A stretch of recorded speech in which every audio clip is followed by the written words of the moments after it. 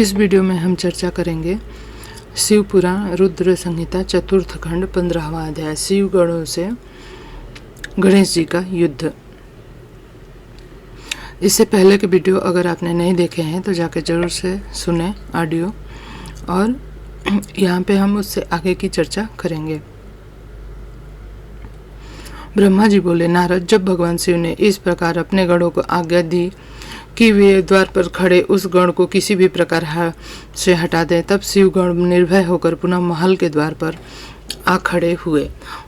उन्हें देखकर गणेश जी हंसने लगे, बोले कि तुम फिर आ गए। तुम्हें मैंने पहले समझाया था कि मैं यहाँ से हटने वाला नहीं हूँ। मेरी माता पार्वती ने मुझे इसलिए ही उत्पन्न किया है ताकि मैं उनकी हर आज्ञा का पालन कर सकूं। मेरे लिए उनकी आज्ञा ही श्रेष्ठ है, उनकी अवज्ञा मेरे बस में नहीं है। तुम ऐसे ही बार बार मुझे परेशान करने के लिए यहाँ आ रहे हो। तब शिवगण बोले, अरे मूर्ख, अब की बार हम तुमको विनम्रता से कहने नहीं आए हैं, क्योंकि लातों के भूत बातों से नहीं मानते। अब हम तुम्हें तुम्हारी धृष्टता के लिए दंड देने आए हैं। यह कहकर सभी शिवगण, जो कि विभिन्न प्रकार के आयुधों से विभूषित थे, गणेश जी पर टूट पड़े। गणेश और शिवगणों में बहुत भयानक युद्ध होने लगा, परंतु गणेश के साहस और पराक्रम को देखकर सभी शिवगणों के होश उड़ गए। शिव जी का कोई भी गण गणेश को परास्त नहीं कर सका। गणेश ने अकेले ही अनेकों शिवगणों को मार मार कर घायल कर दिया, वहां से भागने को भी विवश कर दिया। तत्पश्चात पुनः महल के द्वार पर डट कर खड़े हो गए। तब सब शिवगण घायल अवस्था में शिव जी के पास पहुंचे और उन्हें सारी बातें कह सुनाई। हे नारद, तभी मैं और श्री भगवान शिव के दर्शन के लिए कैलाश पर पहुंचे। वहां हमने भगवान शिव को इस प्रकार चिंतित देखा, उनकी परेशानी का कारण पूछा। तब शिव जी ने कहा, हे विधाता, हे विष्णु, मेरे महल के द्वार पर एक बालक हाथ में छड़ी लेकर खड़ा है। वह मुझे महल के भीतर नहीं जाने दे रहा, अतः मैं यहाँ खड़ा हूँ। उसने मेरे गणों को भी मार पीट कर वहाँ से भगा दिया है। ब्रह्मा जी बोले, आप जाकर उस बालक को समझाएं। तब मैं भगवान शिव की आज्ञा से गणेश जी को समझाने के लिए गया। मुझे वहां आया देखकर गणेश जी को क्रोध और बढ़ गया और मुझे मारने के लिए दौड़े। उन्होंने मेरी दाढ़ी मूछ नोच ली और मेरे साथ गए गणों को प्रताड़ित करने लगे। यह देखकर मैं वहां से लौट आया। भगवान शिव को मैंने सारी घटना बता दी। यह सुनकर उन्हें बहुत क्रोध आ गया। तब शिव जी ने इंद्र सहित सभी देवताओं, भूतों, प्रेतों को गणेश जी के द्वार से हटाने के लिए भेजा, परंतु यह सब व्यर्थ हो गया। गणेश ने सबको मार पीट कर वहां से भगा दिया। उस छोटे से बालक ने देवताओं के विशाल सेना को छक्के छुड़ा दिए। तब जब इस बात की सूचना महादेव को मिली तो वे बहुत क्रोधित हुए और स्वयं ही गणेश जी को दंडित करने के लिए चल दिए। 16वां अध्याय द्वार जी का शिरोच्छेदन। ब्रह्मा जी बोले, हे मुनि श्रेष्ठ नारद, जब इस प्रकार जब सभी शिवगण, देवता, भूत, प्रेत उस बालक को द्वारा परास्त हो गए तो स्वयं भगवान शिव उस बालक को दंड देने के लिए चल दिए। वह गणेश ने अपनी माता के चरणों का स्मरण करके भगवान शिव से युद्ध करना आरंभ किया। एक छोटे से बालक को इस प्रकार निर्भयतापूर्वक युद्ध करते देखकर भगवान शिव आश्चर्यचकित रह गए। इतना वीर, पराक्रमी और साहसी बालक देखकर शिव जी को एक पल अच्छा लगा, परंतु तभी अगले पल उन्हें बालक की धृष्टता का स्मरण हो आया। उस बालक ने अपने प्रिय भक्तों और गणों सहित देवराज इंद्र व मुझे भी प्रताड़ित किया था। भगवान शिव क्रोध के वशीभूत होकर गणेश से युद्ध करने लगे। उन्होंने अपने क्रोध में धनुष उठा लिया। भगवान शिव को इस प्रकार अपने निकट आते देखकर गणेश ने अपनी माता पार्वती का स्मरण करके भगवान शिव पर अपनी शक्ति से प्रहार कर दिया। गणेश के प्रहार से शिव जी के हाथ का धनुष टूटकर गिर गया। तब उन्होंने पिनाक उठा लिया, परंतु गणेश ने उसे भी गिरा दिया। यह देखकर शिव जी को क्रोध 7वें आसमान पर पहुंच गया। उन्होंने त्रिशूल उठा लिया। तब वे गणेश और त्रिलोकीनाथ भगवान शिव के बीच अत्यंत भयानक युद्ध छिड़ गया। भगवान शिव तो सर्वेश्वर है, सब देवताओं में श्रेष्ठ और लीलाधारी हैं। उनकी माया को समझ पाना हर किसी के बस की बात नहीं। वे महान और वीर पराक्रमी हैं। उनकी शक्ति को ललकारना स्वयं अपनी मृत्यु को भुलावा देने जैसा है। परंतु गणेश भी यह न समझ सके। अपनी माता का आशीर्वाद पाकर गणेश ने अपने को अजय जानकर पूरे पराक्रम से युद्ध किया। दोनों में भीषण युद्ध चलता रहा। सभी देवताओं शिवगणों के साथ मैं भी उनका यह युद्ध विस्मय होकर देखता रहा। जब गणेश किसी भी तरह अपने हट से पीछे हटने को तैयार न हुए तो भगवान शिव के क्रोध से सारी सीमाएं टूट गई। उन्होंने अपने त्रिशूल से श्री गणेश का सिर काट दिया। 17वां अध्याय, पार्वती का क्रोध एवं गणेश का जीवन दान। नारद जी बोले, हे ब्रह्मा जी, जब भगवान शिव ने क्रोधित होकर देवी पार्वती के प्रिय पुत्र गणेश का सिर काट दिया तब फिर क्या हुआ? जब देवी पार्वती को गणेश की मृत्यु की सूचना मिली तो उन्होंने क्या किया? भगवान मुझ पर कृपा कर मुझे आगे के वृत्तांत के बारे में बताएं। नारद जी के इस प्रकार प्रश्न करने पर ब्रह्मा जी मुस्कुराए बोले, नारद, जैसे ही भगवान शिव ने क्रोध वश उस बालक का सिर काटकर उसे मौत के घाट उतार दिया, वैसे ही जो वहाँ खड़े सभी शिवगणों की प्रसन्नता देखते ही बनती थी। उन सभी ने खुश होकर गाजे बाजे बारात और वहाँ बहुत बड़ा उत्सव होने लगा। सब मस्त होकर नाचने लगे। भगवान शिव की चारों ओर जय जयकार होने लगी। दूसरी ओर जब पार्वती स्नान कर चुकी तो उन्होंने अपनी सखी को बाहर भेजकर वहाँ गणेश को अंदर बुला लिया और जब वह बाहर गई तो उसने वहाँ का जो हाल देखा उसे देखकर भयभीत हो गई। गणेश का सिर कट चुका था। दूसरी ओर जब पार्वती स्नान कर चुकी तो उन्होंने अपनी सखी को बाहर भेजा कि वह गणेश को अंदर बुला ले, पर जब वो बाहर गई तो वहाँ का हाल देखकर भयभीत हो गई। गणेश का सिर कटा हुआ अगला अलग पड़ा था, धड़ अलग था। सब देवता भगवान शिव प्रसन्न होकर नृत्य कर रहे थे। यह दृश्य देखकर पार्वती को वह सखी भागी भागी भीतर गई और पार्वती को इन सब बातों से अवगत कराया। अपने पुत्र गणेश की मृत्यु का समाचार पाते ही देवी पार्वती अत्यंत क्रोधित हो गई। उन्होंने रोना आरंभ कर दिया। रोते बिलखते हुए कहती, हाय, मैं क्या करूं? कहाँ जाऊं? मैं तो अपने पुत्र की रक्षा भी न कर सकी। सब देवताओं शिवगणों ने मिलकर मेरे प्यारे पुत्र को मौत के घाट उतार दिया। अब मैं भी अपने पुत्र का संहार करने वालों का विनाश करके रहूंगी। मैं प्रलय मचा दूंगी। यह कहकर उन्होंने 100,000 वर्ष शक्तियों की रचना कर दी और देखते ही देखते वहाँ माँ जगदम्बा की विशाल सेना इकट्ठी हो गई। वे शक्तियाँ प्रकट होते ही हाथ जोड़कर पार्वती को प्रणाम करते बोली, हे माता, हे देवी, हम सबको इस प्रकार प्रकट करने का क्या कारण? हमें आज्ञा दीजिए कि हमें क्या करें। तब क्रोध से तमतमाती देवी पार्वती बोली, तुम सब जाकर मेरे पुत्र का वध करने वाले का नाश कर दो। तुम देव सेना में प्रलय मचा दो। आज्ञा पाते ही देवी पार्वती की वह शक्तिशाली सेना वहां से चली गई। बाहर जाकर उसने देवताओं और शिवगणों पर आक्रमण कर दिया। वे क्रोधित देवियां किन्हीं देवताओं को पकड़ पकड़ अपने मुंह में डाल लेती तो किसी पर अस्त्र शस्त्रों का प्रहार करती। इस प्रकार उन्होंने वहां बहुत आतंक मचाया। वहां चारों ओर त्राहि त्राहि मच गए। लोग अपनी जान बचाने के लिए यहाँ वहाँ भागने लगे। यह नज़ारा देखकर भगवान शिव, मैं और श्री हरि विष्णु बहुत चिंतित हुआ। हमने सोचा कि अगर इन देवीय शक्तियों को न रोका गया तो पल भर में ही देवताओं की समाप्ति हो जाएगी, इस धरा पर प्रलय आ जाएगी। सब सोचने लगे कि इस विनाश लीला को कैसे रोका जा सकता है। नारद उसी समय तुम आकर कहने लगे कि इस संहार को देवी पार्वती ही रोक सकती हैं। इसके लिए आवश्यक है कि उनकी स्तुति करके उन्हें प्रसन्न किया जाए और किसी भी तरह उनके क्रोध को शांत किया जाए। सभी देवताओं को तुम्हारा यह विचित्र विचार बहुत पसंद आया, परंतु देवी को गुस्से से भरा से सभी घबरा रहे थे। उनके सामने जाने का साहस किसी में भी नहीं था। सबने तुम्हें आगे कर दिया। हम सब महल के भीतर पार्वती के पास गए। सब देवता मिलकर देवी की स्तुति करने लगे और बोले, हे जगदम्बे, हे चंडिके, हम सब आपको प्रणाम करते हैं। आप आदि शक्तिशाली हैं, आप परम शक्तिशाली हैं। आपने ही इन जगत की रचना की है। आप ही प्रकृति हैं। प्रसन्न होने पर मनोवांछित फलों को देती हैं, जबकि क्रोधित होने पर सब कुछ छीन लेती हैं। हे देवी, हम सब पर अपने अपराध के लिए आपसे क्षमा याचना करते हैं। हम सब के अपराध को क्षमा कर दो और अपने क्रोध को शांत करो। हे महामाई, हम तुम्हारे चरणों में अपना शीश झुकाते हैं। हे माता, हम पर अपनी कृपा दृष्टि करो। हे परमेश्वरी, सब कुछ भूल कर प्रसन्न हो जाओ और भयानक रक्तपात को रोक दो। इस प्रकार देवताओं की स्तुति सुनकर देवी चुप हो गई। उस समय सोचकर बोली, हे देवताओं, वैसे तो तुम्हारा अपराध सर्वथा अक्षम्य है, फिर भी तुम्हारी क्षमा याचना को मैं सिर्फ एक शर्त पर स्वीकार कर सकती हूँ। यदि मेरा पुत्र गणेश पहले की भांति जीवित हो जाए तो मैं तुम सबको क्षमा कर दूंगी। यह सुनकर सब देवता चुप हो गए, क्योंकि यह तो असंभव कार्य था। फिर सभी देवता हाथ जोड़कर करुण अवस्था में भगवान शिव के सामने खड़े हो गए और बोले, हे भगवान, अब आप ही हमारी रक्षा कर सकते हैं। जिस प्रकार आपने गणेश का सिर काट काटकर उसे मारा, उसी प्रकार अब उसे जीवित कर दीजिए।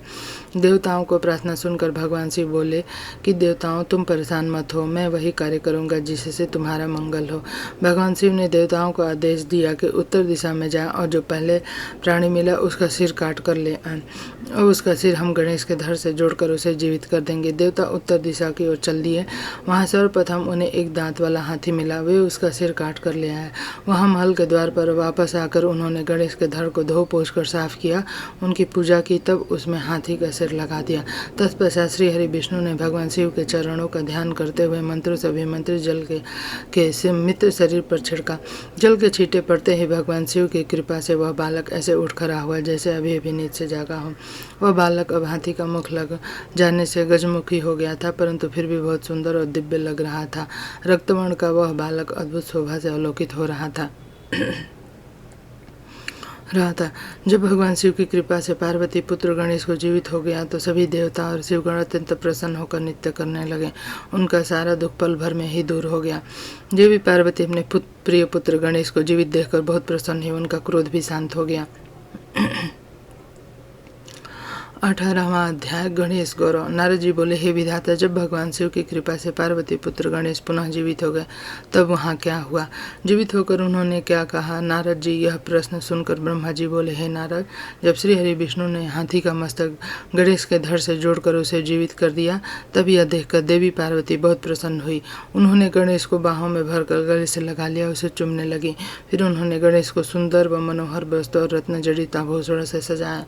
अनेक सिद्धियां मंत्रों से विधि पूर्वक अपने पुत्र का पूजन करने के बाद कल्याणमयी पार्वती ने गणेश के सिर पर हाथ रखकर वरदान देते हुए कहा, हे मेरे प्यारे पुत्र गणेश, तुझे तेरी माता की आज्ञा से बहुत कष्ट सहना पड़ा, परंतु आज के बाद तुझे कभी किसी भी प्रकार का कोई कष्ट नहीं होगा। सभी देवता तुझे पूजेंगे। पुत्र, तुम्हारे मस्तक पर सिंदूरी रंग की आभा है, इसलिए तुम्हारा पूजन सदैव सिंदूर से किया जाएगा। जो भी सिद्धियां और अभीष्ट फलों को प्राप्त करने के लिए तुम्हारी पूजा सिंदूर से करेगा, उसके कामों में आने वाली सभी बाधाएं और विघ्न दूर हो जाएंगे। इस प्रकार जब देवी पार्वती ने गणेश पर अपने आशीर्वादों की कृपा की तब भगवान शिव भी प्रसन्न होकर गणेश के सिर पर हाथ फेरने लगे। माता पार्वती ने प्रसन्नतापूर्वक अपने पहले भगवान शिव को देखा, फिर गणेश को संबोधित करते हुए बोली, पुत्र, यही तुम्हारे पिता भगवान शिव हैं। जब गणेश जी तुरंत उठ खड़े हुए भगवान शिव के चरणों पर गिरकर अपनी अपराध की क्षमा मांगने लगे।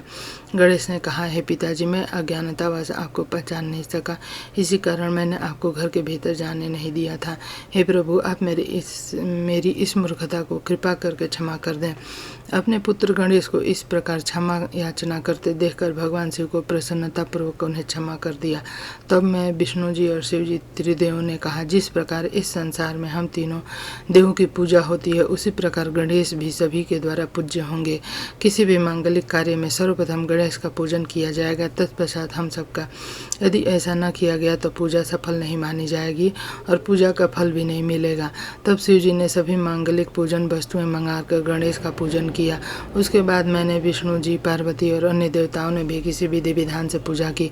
उसके उपरांत सभी देवताओं ने उन्हें यथायोग वरदान दिए। उसी दिन से गणेश को अग्र पूज्य का आशीर्वाद मिला।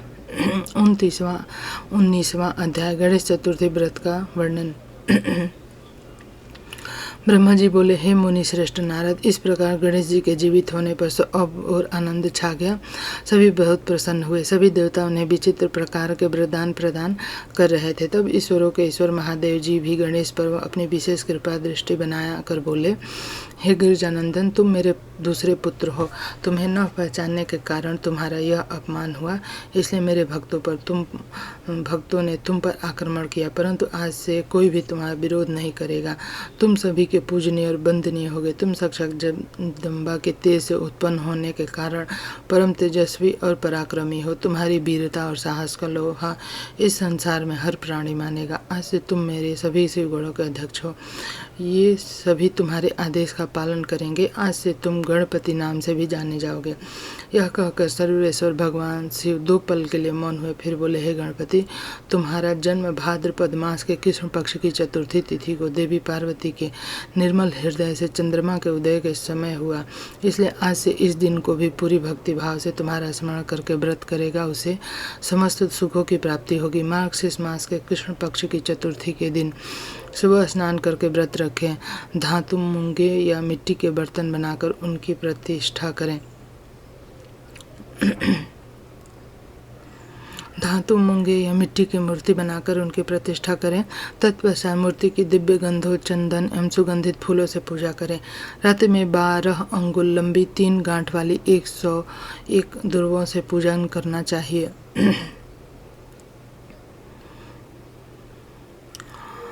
उसके बाद धूप, दीप, नैवेद्य, तंबुल, अर्घ देकर गणेश जी का पूजन करें। बाद में बाल चंद्रमा का पूजन फिर करें। फिर ब्राह्मणों को उत्तम भोजन कराएं, स्वयं बिना नमक का ही खाएं। इस प्रकार इस उत्तम गणेश चतुर्थी को व्रत करें। जब व्रत करते करते 1 वर्ष पूरा हो जाए तब भक्ति भाव से इस व्रत का उद्यापन करना चाहिए। उद्यापन में 12 ब्राह्मणों को भोजन कराएं। व्रत का उद्यापन करते समय पहले से स्थापित कलश के ऊपर गणेश जी की मूर्ति रखें। वेदी तैयार कर भक्ति भाव से जब व्रत करते करते 1 वर्ष पूरा हो जाए तब भक्ति भाव से इस व्रत का उद्यापन करना चाहिए। उद्यापन में 12 ब्राह्मणों को भोजन कराएं। व्रत का उद्यापन करते समय पहले से स्थापित कलश के ऊपर गणेश की मूर्ति रखें। वेदी तैयार कर उस पर अष्टदल कमल बनाकर हवन करें।